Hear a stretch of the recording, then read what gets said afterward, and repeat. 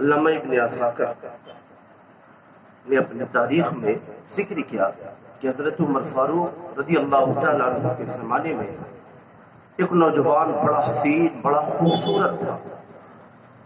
وہ نوجوان عبادت گزار تھا، تقوی شعار تھا،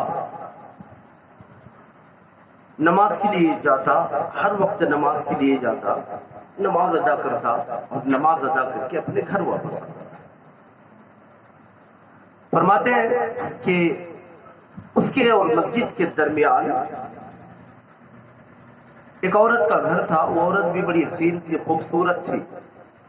وہ عورت اس جوان کو دیکھتی، بار بار دیکھتی، دیکھتے دیکھتے اس پر فریفتہ ہو گئی، اس کی شیدا ہو گئی، اس سے محبت کرنے لگی۔ اب وہ جوان جب ادھر سے جاتا، وہ عورت اسے دیکھتی، اسے بولتی، آخر کار وہ جوان اس عورت کے عشق میں ایک بار پڑ گیا، اور جب پڑ گیا، نماز پڑھ کے جا رہا تھا، تو جاتے جاتے اس عورت نے اسے بلایا۔ رات کا وقت تھا، عورت نے بلایا، اور بلانے کے بعد کہا کہ آؤ میرے ساتھ آؤ۔ بن صبر کے وہ عورت آئی تھی۔ اب یہ نوجوان دیکھا اور اس کے پیچھے پیچھے اس کے گھر کے دروازے تک پہنچ گئے۔ اب جب گھر کے دروازے پر پہنچا، عورت گھر میں داخل ہوئی، اندر داخل ہوئی۔ جب اندر یہ داخل ہونے لگا تو یہ نوجوان، اس کے دل میں اللہ کا خوف آیا، اللہ کا ڈر آیا۔ اور دیکھیے، جب تک بندے کے پاس ڈر نہیں ہونا تو بندہ کامیاب نہیں ہو سکتا، اس دنیا کی زندگی میں بھی اور آخرت کی زندگی میں بھی۔ اللہ کا ڈر اور خوف بندے کے لیے بہت ضروری ہے۔ اب وہ جوان، اللہ کا خوف اس کے دل میں آیا، اور جب اللہ کا خوف آیا تو فوراً اس نے اپنے قدم کو اس کے دروازے پہ روک دیا، اور اسے قرآن پاک کی آیت یاد آ گئی، ان الذین اتقوا اذا مسهم طائف من الشیطان تذکروا فاذا هم مبصرون، یعنی وہ جو اللہ سے ڈرتے ہیں، ان الذین اتقوا اذا مسهم طائف من الشیطان، جب شیطان اسے اپنے چکر میں لیتے ہیں، جب شیطان کا اس پر وسوسہ ہو جاتا ہے، تو اللہ تعالیٰ کا خوف اس کے دل میں آتا، اللہ کو یاد کرتے ہیں، تو اللہ تبارک و تعالیٰ اس بندے کو کیا کرتا ہے؟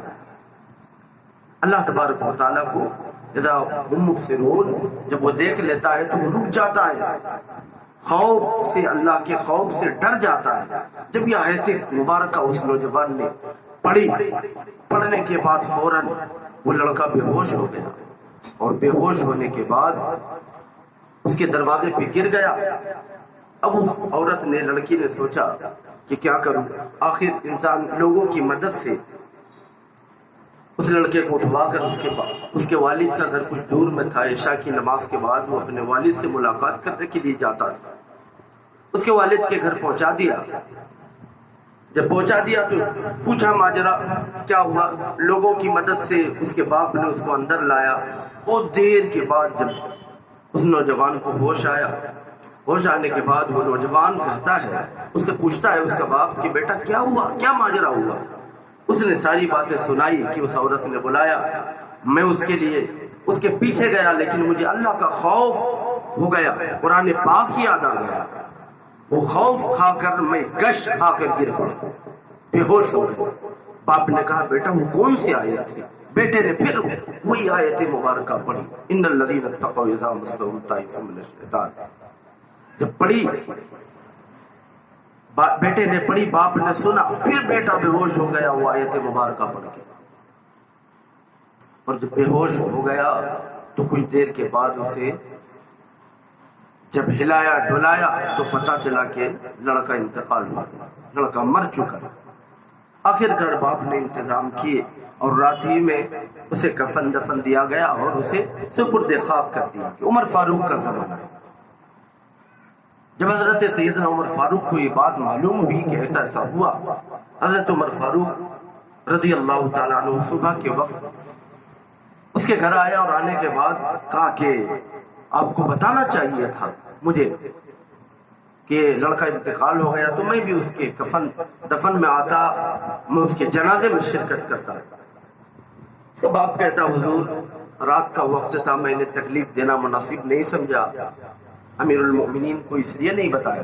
حضرت عمر فاروق بہت سارے صحابہ کے ساتھ اس نوجوان کی قبر پہ گئے، اور قبر پہ جانے کے بعد وہاں پہ آیت قرآنیہ پڑھی، اور پڑھنے کے بعد کہا قبر کی طرف متوجہ ہو کے کہا جوان، اللہ تبارک و تعالیٰ فرماتا ہے وَلِمَنْ خَافَ مَقَامَ رَبِّهِ جَنَّتَانِ، جو اپنے رب سے ڈرا اس کے لیے 2 جنتیں ہیں۔ قبر سے آواز آتی ہے اے عمر فاروق میرے رب نے اپنا وعدہ پورا کر دیا، اللہ تعالیٰ نے ہمیں 2 جنتیں عطا فرمائی۔ لوگوں اللہ کا خوف ہونا چاہیے، اللہ کا ڈر ہونا چاہیے۔ جب اللہ کا خوف ہوگا، اس کا ڈر ہوگا، تو انسان گناہ سے بچے گا، اور گناہ سے بچے گا تو انسان سے رحمان راضی ہو جائے گا، اور یہی ہمارا مقصد ہے۔